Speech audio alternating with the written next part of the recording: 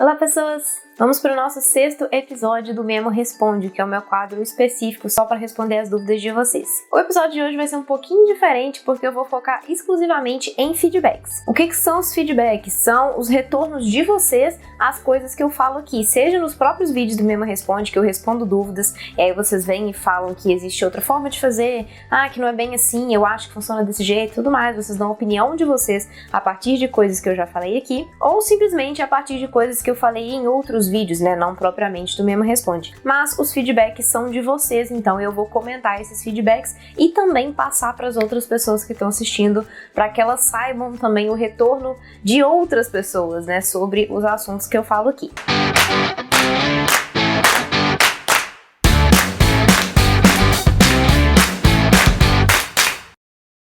E dessa vez eu resolvi fazer um vídeo específico de feedback porque eu recebi muitos feedbacks nos últimos posts que eu fiz alguns vídeos aqui e post no Instagram, no Facebook, etc. E muitas pessoas deram muitos feedbacks, então eu resolvi juntar exatamente porque acumulou muito feedback, eu achei que ia ser legal passar isso pra vocês. Uma coisa que eu sempre falo aqui é que eu não sei de tudo, né? Ninguém sabe de tudo, né, na verdade, então eu tô sempre aprendendo com vocês, principalmente as coisas que vocês mandam aqui, as dicas que vocês dão. Então eu acho essencial passar essas opiniões de vocês para as outras pessoas também, para que elas também aprendam assim como eu vou aprendendo com os conteúdos e as dicas que vocês me passam. E também porque efetivamente algumas coisas que vocês falam são correções de coisas que eu falei, que eu achei que era de uma forma, mas que na verdade não é, né? Tem coisas que eu realmente não tenho conhecimento, porque tem coisas que eu não trabalho, né? Então eu consigo falar com propriedade daquilo com o qual eu trabalho, mas tem coisas que eu não trabalho e não tenho como. E aí que a ajuda de vocês é essencial. Então é por isso que eu sempre falo que se vocês tiverem dúvidas, se vocês tiverem algum comentário, qualquer coisa, pode mandar nos comentários sem o menor problema, porque ajuda realmente o canal a crescer e a melhorar todo o conteúdo que eu tenho para disponibilizar para vocês. Antes da gente entrar nos feedbacks efetivamente, não esqueçam de deixar o like aqui embaixo, se inscreverem no canal e clicarem no sininho para ativar as notificações e vocês serem avisados quando eu lançar vídeo novo toda semana. E me sigam também nas redes sociais, Instagram, Facebook, e entrem no canal do Telegram, tem sempre conteúdo novo por lá. E eu também sempre aviso quando tem conteúdo novo aqui. Vendo seus vídeos, fiz essa encadernação em caderninhos A6 com papel pólen. Eu tentei uns 15 cadernos. Todos deram certo, usei 10 folhas A4 para transformar em tamanho A6 e realmente não solta. Esse feedback é sobre o meu vídeo de encadernação brochura sem costura, que eu vou deixar o link aqui em cima e embaixo na descrição, que é um método muito utilizado para reaproveitar folhas se você tem folhas já cortadas em algum tamanho específico, que você não consegue dobrar no meio, né? Existem algumas formas de você encadernar dessa forma, você pode usar essa encadernação também para restaurar algum livro que você tenha, né? E coisas do tipo. E uma coisa que eu falei nesse vídeo é que eu desfiz um caderno de encadernação sem costura para poder refazer nesse vídeo e eu tive um certo problema para conseguir soltar as folhas, elas ficaram bem presinhas, então assim, é um método que funciona muito bem para aprender, ele não solta com tanta facilidade, a não ser que você esteja trabalhando com mais folhas e folhas mais grossas e tudo mais, eu falo sobre isso nesse vídeo inclusive, mas no geral você consegue usar sem muito medo de ficar soltando, e aí o que ela falou é exatamente isso, que ela usou para fazer uns 15 cadernos diferentes e ela não teve problema das folhas soltando, que realmente prendeu muito bem. Então é um método que funciona muito bem se você tá querendo fazer isso aí que eu falei, aproveitar folhas soltas que você tem, que você não pode dobrar no meio, ou às vezes você quer restaurar algum quadrinho, algum livro, etc, que já tem a folha aqui daquele jeito e você simplesmente quer colar de novo. Então é um método que funciona muito bem para muitos casos, então dá para usar sem medo de ficar soltando as folhas. Mas eu realmente recomendo assistir esse vídeo, principalmente para vocês verem as vantagens e desvantagens desse método e quando que você deve escolher trabalhar com ele. Nas aulas de preservação de acervo bibliográfico, usamos dobradeiras de teflon ou de osso. A primeira para não danificar o acervo raro e a segunda para trabalhar com encadernação em coros. Eu achei legal esse feedback porque no meu vídeo que eu falo de dobradeira, que eu explico os tipos diferentes que existem e por que você deve usar um tipo ou outro tipo, essa pessoa comentou que ela trabalha com o acervo bibliográfico, que é uma coisa que eu não trabalho, então não posso falar a respeito, mas e que ela explicou exatamente os tipos que ela usa e para que ela usa, que eu achei muito legal, que é a questão da dobradeira de teflon, que é que eu indico para trabalhar com papel, principalmente porque ela marca pouco, por conta do atrito, né? O coeficiente de atrito é baixo, então ela é muito bom para isso. E ela fala, inclusive, que em acervo é bom porque não danifica exatamente por conta disso, por conta do atrito. Ela não fala que é exatamente por conta disso, mas eu deduzi que seja por isso, certo? Porque ela até causa menos atrito, então provavelmente ela estraga menos. E eles usam o de osso para poder trabalhar com couro, que também é uma coisa que eu falo, porque a dobradeira de osso ela já tem um atrito um pouco maior, então ela te permite fazer um pouquinho mais de força e marcar melhor os cantinhos, né? Trabalhar melhor com couro. Então é uma alternativa, mas eu indico, na verdade, no lugar da dobradeira de osso, que é bem mais cara, trabalhar com a dobradeira de madeira ou de bambu, que ela vai servir ao mesmo propósito também de ter um pouquinho mais de força aí, porém ela é bem mais barata e mais acessível para a maior parte das pessoas. Isso é muito interessante, já aconteceu comigo também. E uma coisa que eu gosto muito de fazer é limpar a lâmina do estilete sempre que troco ou retiro um pedacinho dele, por causa do óleo que vem nele para não grudar uns nos outros. Já manchei papel assim. Eu fiz um vídeo recentemente falando sobre manchas cinzas que podem acontecer no seu miolo quando você está refilando com estilete. Isso é uma coisa que acontece muito comumente, que as pessoas normalmente não sabem por quê. Então eu fiz um vídeo que eu também vou deixar aqui em cima e aqui embaixo, para quem não viu ainda. E essa seguidora comentou que ela tem muito esse problema também, e uma coisa que ela gosta de fazer é realmente limpar a lâmina do estilete quando ela tira um novo pedacinho ali, né, por conta desse óleo que pode manchar as outras folhas. Então isso é interessante também, é uma coisa que eu não tenho costume de fazer, porque eu também nunca tive problema de manchar com óleo, mas pode ser que vocês passem por isso também. Então fica aí a dica para fazer essa limpezinha sempre que vocês estiverem tirando essa pontinha do estilete antes de usar para refilar algum caderno. Eu também fabriquei a minha, fui meio roots. Fabriquei com pallet e barra com rosca infinita, que retirei de um carretel de fios, mas funciona muito bem. E é bem isso, é um absurdo o preço que as pessoas cobram. Fazer é muito mais barato e no final das contas acaba sendo divertido. Amo DIY. Eu fiz um vídeo aqui também falando sobre prensa de livro, que eu fiz a minha própria prensa. No caso, meu pai fez a minha prensa. Mas eu não comprei a prensa pronta, porque a prensa realmente é muito mais cara que você acha no mercado. E na maior parte das vezes você não precisa, a não ser que você trabalhe com alguma coisa muito específica, com muito couro, com muito livro pesado, que precise de uma prensa mais potente, mais forte mesmo, que são aquelas maiores, que já tem dobradiças mais potentes, né, que elas são realmente bem mais fortes. Se você não estiver trabalhando com alguma coisa que realmente justifique aquilo ali, se você estiver fazendo seus cadernos ali em casa, mais caseirinhos, essa produção mais comum, você consegue fazer a sua prensa normalmente só usando MDF e parafusos. É super simples de fazer. E esse seguidor aí falou que ele também fez a dele, mas ele fez de uma forma um pouquinho mais raiz, então ele usou pallet, né, usou outros tipos de parafuso e tudo mais. E realmente é uma coisa que, pra quem já mexe com artesanato, que provavelmente é o caso de vocês, se vocês estão aqui assistindo um vídeo de encadernação, então é bastante legal você fazer suas próprias ferramentas, né, se você tiver essa capacidade e se você tiver a fim de poupar dinheiro, porque sai realmente muito mais barato e para a maior parte dos casos é a mesma coisa de você comprar uma pronta. Então eu também vou deixar esse vídeo que eu falo sobre a minha prensa de livro na descrição e aqui em cima também para quem quiser assistir.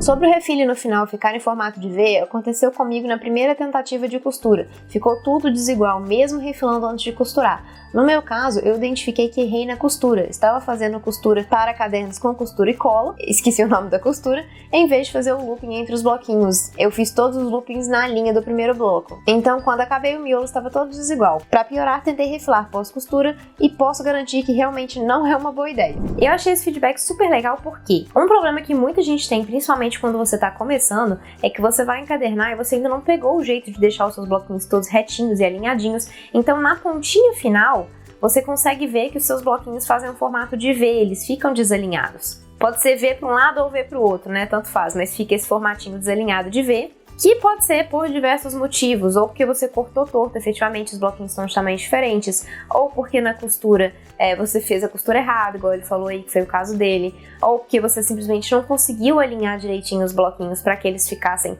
retos, né? Tem vários fatores aí que podem contribuir, mas obviamente você vai ganhando experiência com o tempo e vai facilitando, vai ficando mais fácil ficar retinho. Uma das primeiras coisas que eu sempre indico é você refilar os seus bloquinhos antes de costurar. Cada bloquinho de folha separadamente, porque aí eles já vão ficar do mesmo tamanho, e aí depois que você costurar, você ainda vai ter um pouco de diferença aí entre um bloquinho e outro, porque é natural, na hora que você vai costurando, as folhas vão arredando um pouquinho ali de posição, porém já fica bem melhor do que se você não refilar essas pontinhas e deixá-las com as pontinhas sobrando antes de costurar, tá? E aí outra coisa que eu faço também para manter os meus bloquinhos alinhados é, na hora que eu tô costurando, eu sempre coloco o meu dedo na parte de trás ali, na lateral, onde fica a lombada, para ir segurando os bloquinhos, para que eles não fiquem realmente dançando ali um em cima do outro, e aí eles ficam mais retinhos e você consegue garantir aí que eles vão ficar melhores no resultado final.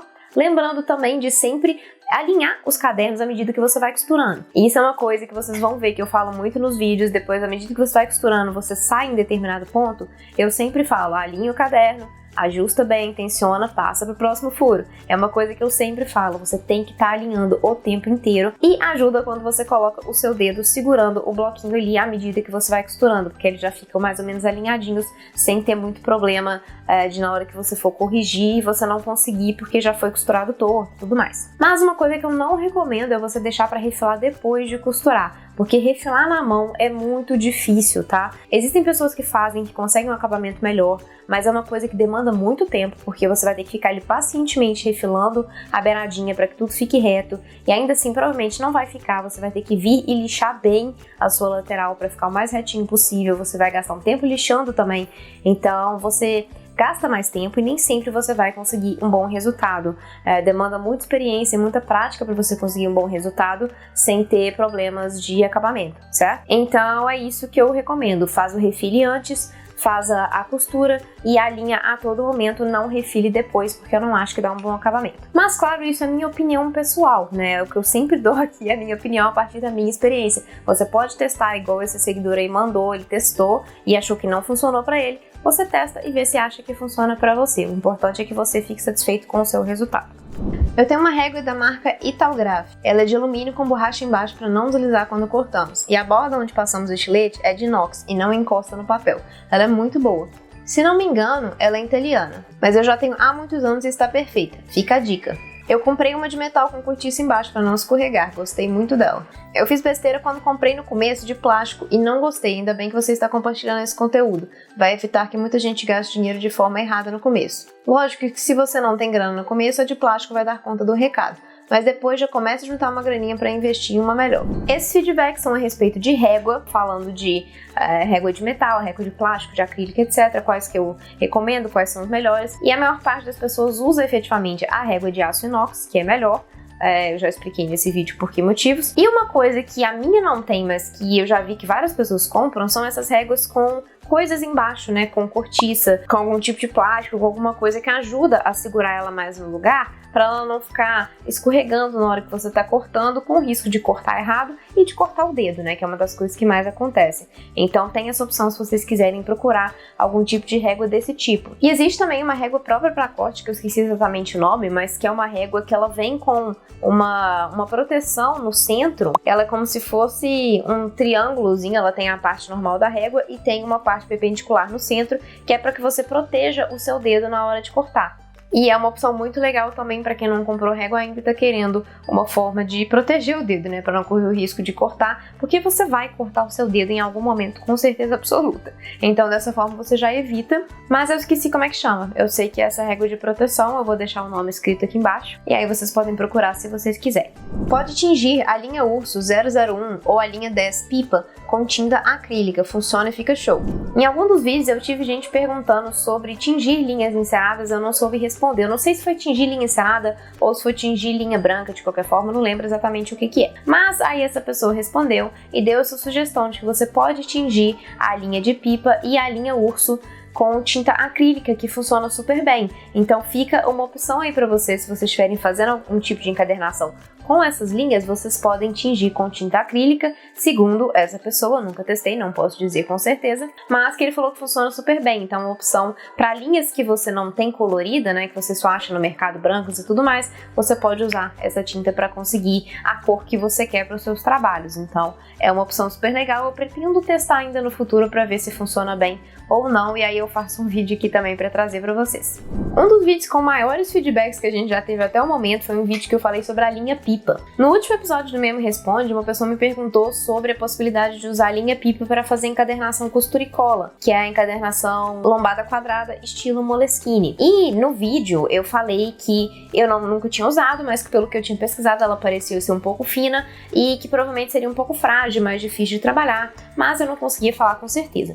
E aí veio uma chuva de respostas das pessoas falando sobre a linha pipa, e aí eu quero compartilhar com vocês aqui, que eu acho que é bem legal para as pessoas saberem realmente se funciona ou se não funciona. Já usei linha de pipa para fazer encadernação costura e cola. Confesso que como ela é fina, fiquei com medo de cortar ou rasgar o papel ao tracionar, mas fazendo com atenção fiquei até surpresa com o resultado. Ficou um acabamento fininho, muito firme e delicado. Os cadernos ficaram bem unidos e certinhos. Bom saber, fui eu que fiz essa pergunta, e queria usar a linha pipa justamente porque achei que o acabamento ficaria mais discreto e delicado do que as outras linhas. Já até comprei a linha pipa, agora só falta usar. Sempre uso a linha pipa para esse tipo de encadernação, pois foi assim que aprendi. Até então nem sabia que se usava outras linhas. Dá um ótimo resultado, segura bem as folhas, mas é uma linha que deve ser trabalhada com cuidado. Se tensionar com muita força, pode arrebentar. No começo eu usei muito a linha de pipa, acho que funciona. Eu usei e gostei bastante, por incrível que pareça, é bem resistente e pouco volumosa. É bem difícil de quebrar, mais que uma linha comum. Particularmente, eu prefiro em alguns casos. Dá pra usar, ela tem uma aderência boa e por ser fina não faz muito volume. Eu usei e adorei, comprei o carretel miudinho pra testar, não embolou uma única vez, e essa é a minha segunda encadernação. Fui eu que fiz a pergunta, eu já testei e posso dizer com garantia, é a melhor linha pra fazer encadernação costura e cola. Ela é super resistente e não embola na hora de costurar. E o melhor de tudo é o acabamento perfeito e discreto que dá aos cadernos. Agora eu só uso linha de pipa. Vocês viram aí que as pessoas gostam muito da linha de pipa, apesar de eu ter falado que eu tava na dúvida se ia funcionar ou não, porque ela me parecia muito fina, né? E as pessoas falam que a vantagem dela ser fina é que ela dá um acabamento muito discretinho e que fica super legal nesse caderno de lombada, fica escondido, delicado e que fica super legal. Aí uma coisa que eu realmente fiquei na dúvida, porque tem gente que fala que por ser fina é perigoso você puxar demais e acabar arrebentando, rasgando, etc. Os cadernos, as folhas, né? E a própria linha. E tem gente que fala que é super resistente, mais resistente que a linha normal. Então eu não sei dizer ao certo se ela é mais resistente ou menos resistente. Eu vou testar ainda e fazer e dar a minha própria opinião aqui por experiência, mas parece que ela é mais resistente, porque a maior parte das pessoas fala que ela é mais resistente, tá? E que ela é muito boa também, que ela não embola, né? E o principal fator é que ela fica realmente bem delicada, bem discretinha, então com certeza é um plus aí pra você trabalhar com essas encadernações de lombada. Eu vou fazer o teste também e vou trazer aqui, porque aí vocês veem na prática como que funciona. Mas então isso é um feedback que eu achei super legal, porque eu nunca trabalhei com a linha de pipa, não é uma coisa que me ensinaram, né? Assim, como eu fui aprendendo sozinha, eu usei linha de costura, fiz tudo mais, deu certo, ok. Então é interessante que eu aprendi com vocês também, que é uma ótima opção de trabalhar com a linha de pipa, então aguardem aí o vídeo falando a respeito. Uma opção é a linha Nylon 60, ela é resistente e rende bastante. Ela é um pouco mais grossa, pois é linha de costurar material sintético, contudo tem dela em outras numerações, ou seja, mais grossas, mas caso não for para a costura do caderno ficar aparente, o ideal é a Nylon 60 mesmo, pois ela não vai dar trabalho para passar nos furos, irá passar bem parecido com a linha encerada, por ser sintética, uma vez que a linha pipa fica enganchando. A Nylon em gramatura mais alta pode ser uma alternativa para aquelas pessoas que não conseguem achar a linha encerada, pois ela, além de grossa, tem várias cores. Esse é um outro feedback de linha alternativa ainda à linha pipa, que seria essa linha Nylon 60. Pelo que ela falou, você tem mais de uma espessura, né? Essa 60 é um pouco mais fina, você tem mais grossas também, e você tem a opção de cores, caso você queira trabalhar para substituir a linha encerada, para quem não consegue achar a linha encerada, então tem essa opção da linha de nylon um pouco mais grossa, colorida. Mas que ela falou que realmente para substituir a linha pipa nesse quesito de ficar discreto, a Nylon 60 é o mais adequado, porque ela é mais fina. E ela fala uma questão aí sobre a linha de pipa ficar enganchando, e como eu não testei, eu não sei dizer propriamente se fica efetivamente e o que ela quis dizer com isso, né, enganchando propriamente, mas parece que também é uma boa alternativa. Se por um acaso onde você mora ou onde você estiver comprando a linha não tem a linha de pipa, você pode tentar essa Nylon 60 também, porque aparentemente tem o mesmo resultado. O plástico que aparece na sua miniatura é o plástico cristal propriamente dito, e não é adesivo, diferente do que se usa para fazer a plastificação, que é o Polacil. Também não é o vinil adesivo, são 3 tipos diferentes. Não é bem assim, o plástico para plastificação que fica durinho é o Polacil. O plástico cristal é o plástico que se usa para forrar mesas, muito usado em bares e restaurantes. Ele é flexível, mole e maleável, mas não pode ser usado para laminação a quente. Usa-se o plástico cristal para laminação, encapar a frio. Eu creio que o plástico cristal que a moça perguntou se trata do plástico adesivo vinil transparente. Nesse caso, eu faço laminação com adesivo cristal de vinil. Plástico cristal para mim era o plástico transparente que coloca em mesa. Já estava pensando, como que laminaria? Plástico cristal foi um dos últimos vídeos que eu postei aqui e eu achei muito legal o feedback de vocês, porque eu também nunca trabalhei com plástico cristal. E pesquisando na internet, ficou parecendo para mim que o plástico cristal era esse plástico de de plastificação efetivamente, que deixa a capa mais dura. Porém, as pessoas me falaram que não é exatamente isso. Na verdade, o plástico cristal é esse usado em mesas de restaurante, que a gente já viu por aí, né, que eles colocam de proteção, fica bem feinho, diga de passagem, mas que colocam de proteção. E que algumas pessoas usam pra encapar, não é nem propriamente laminar, só coloca por cima mesmo, como se fosse um plástico de proteção mesmo, como se você estivesse fazendo a proteção da mesa, porém de um caderno, de alguma coisa assim, não é propriamente para laminar, não fica com um acabamento tão legal. E como ele não é adesivo, você praticamente teria que colocar em volta e prender com uma fita, alguma coisa assim, provavelmente, para conseguir que fique paradinho no lugar. Então não é o ideal, mas é um plástico que aparentemente as pessoas usam para laminação a frio, para encapar, na verdade, né? Então fica essa correção aí, que o plástico cristal não é o plástico de plastificação, que é, na verdade, o Pola-Seal, que é esse que já é durinho, que você coloca por cima das suas artes e passa no calor para que ele endureça. Então, Pola-Seal, plastificação, plástico cristal, proteção de mesa, ok? E aí tem esse terceiro que as pessoas falam também, que eu acho que ela estava falando, na verdade, é do vinil, e que outras pessoas falam disso aí. Não é a mesma coisa, eu não acho que era o que ela estava perguntando efetivamente, porque o vinil é outra coisa efetivamente, que aí já é uma coisa que eu realmente indico para fazer laminação a frio, que funciona bem, que é como se fosse um contact, né? Que a maior parte das pessoas conhecem, um plástico adesivo, porém dizem que o vinil dá um acabamento melhor do que o contact. Eu também não tenho costume de usar, porque eu só faço a laminação a quente, mas falam que o vinil é melhor. Então não é a mesma coisa, são três coisas diferentes aí, ok? A gente tem o adesivo vinil, que é para fazer a laminação a frio de uma forma melhor, é uma alternativa melhor à laminação a quente, se você não tem uma laminadora, não pode levar na gráfica. A gente tem o Pola-Seal, que é para plastificação, para deixar durinhas suas impressões, no caso de cardápios, etc., que não convém usar para fazer capa de caderno. E a gente tem o plástico cristal, que é o de proteção de mesa, que eu não indico para usar para nada, tá? Agora que eu já descobri exatamente o que é, eu indico para deixar para mesa mesmo, não uso nos seus cadernos, que não fica legal, ok? E esse realmente foi um dos feedbacks que tiveram mais respostas, mais pessoas falando da experiência deles.